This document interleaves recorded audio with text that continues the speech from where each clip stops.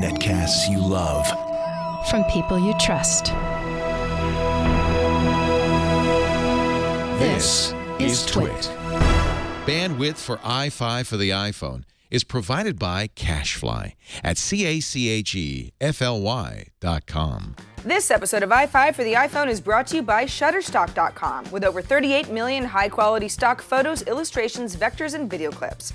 Shutterstock helps you take your creative projects to the next level. For 20% off any image file on your new account, go to Shutterstock.com and use the offer code iFive714.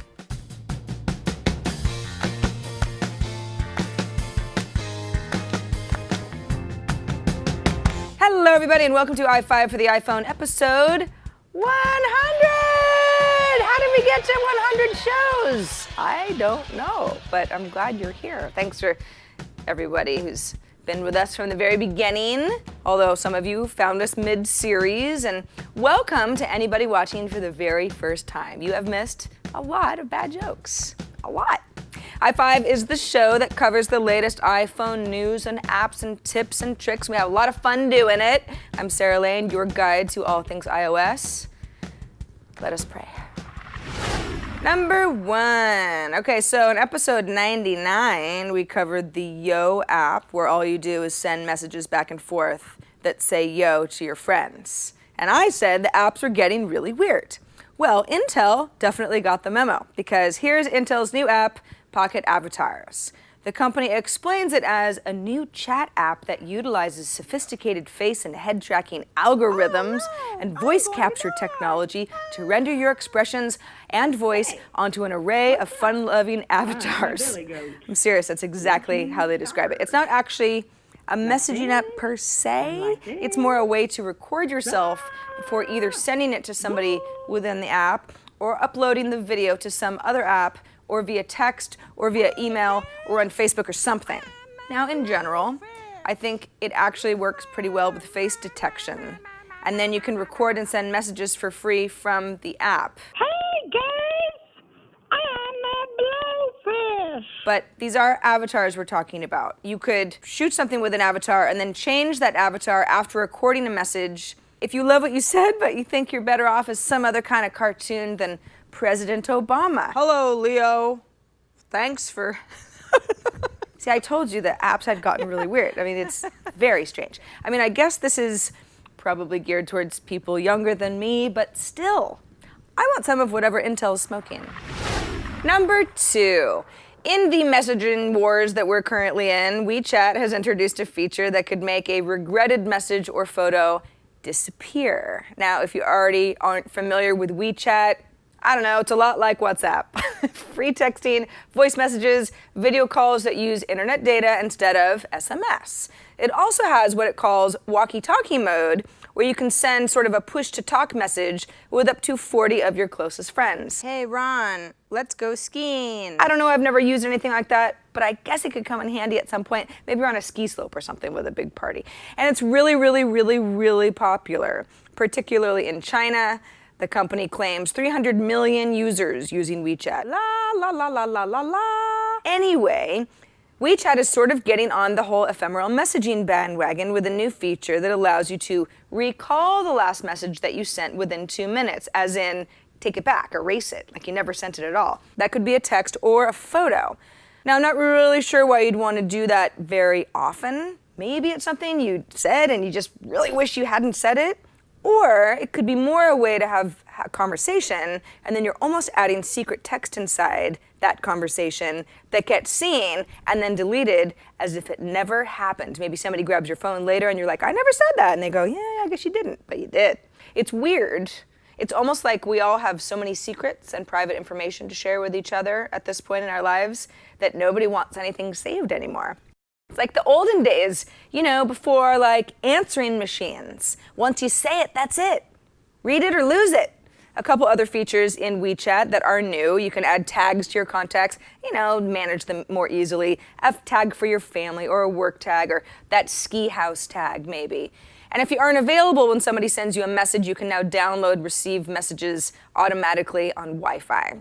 So, you know how crazy the messaging app space has gotten. I talk about it all the time. But I've decided instead of ignoring all of this junk, I'm going to follow along closely because it's a fascinating look into human interaction. We're forcing ourselves to adapt more complicated communication methods, giving ourselves more options, all with our little iPhones. It's just nuts.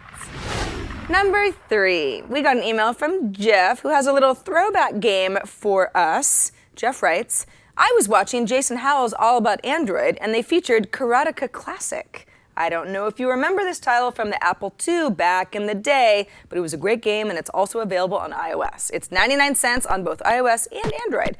Excellent nostalgia and great app. Well, thank you, Jeff. We always love app suggestions, especially game ones.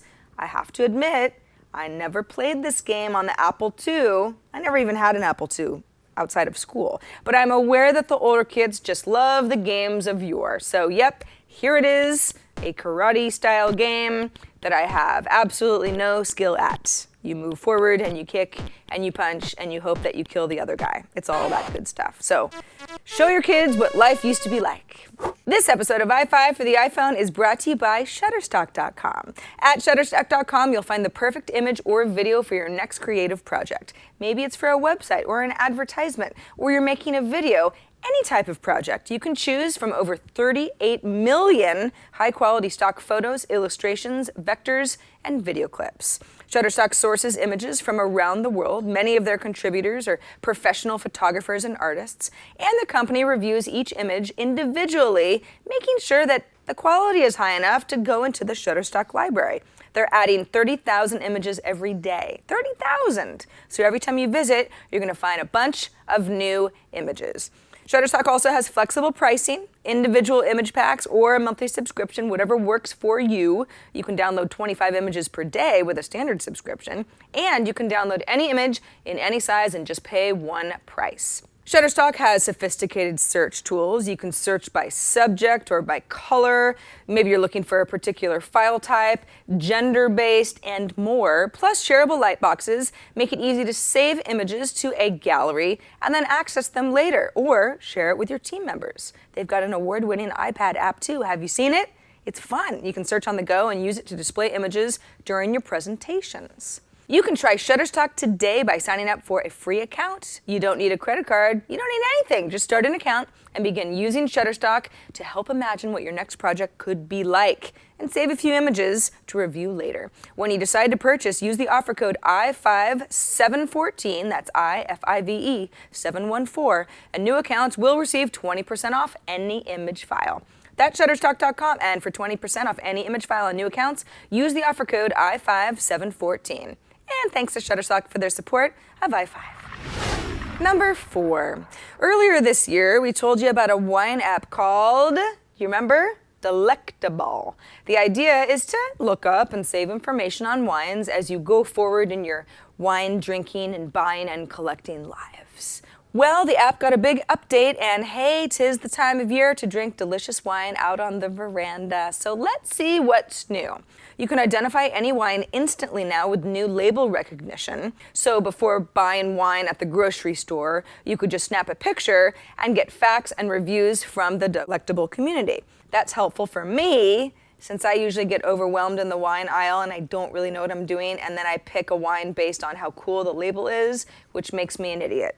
The rating system is improved as well. You can get tasting notes and ratings from winemakers and sommeliers and wine critics. And the team says the app is just a lot faster than it used to be. In fact, the developer notes say that the new Delectable app is so streamlined, even your dog could use it. I don't know what they mean by that. It's probably not true. But if you're a human and you have even the slightest interest in wine facts, or you don't care but find yourself stressing out about what to bring to a party, or if you should really pay $40 for a wine that seems kind of the same as the $20 bottle, you need Delectable. It's a wine encyclopedia in your pocket. Finally, number 5. I've shown you how to add borders to photos in an app called Whiteogram to get around the square crop that Instagram forces. Remember that? But recently, I noticed one of my friends, Laura, hi Laura, was uploading videos to Instagram using the same technique. Now, I know Whiteogram doesn't support video, so I asked her, hey, what's your app secret? Turns out she's using an app called Square Ready. That's an app that adds a border to create a square ratio, like Whiteogram, but it works with videos, so you can import those into Instagram as well. Or you can import them wherever, really, but Instagram's the square crop place. So you just load up your video, you crop, you save, you open it up in Instagram. I used it recently on what I would like to think is a very artsy photo I took of a pawn shop near my house. I'm pretty happy with the result, actually. Got a lot of likes. I should say, though, Square Ready is clearly made by somebody whose first language is not English, so there's some weird wording here and there.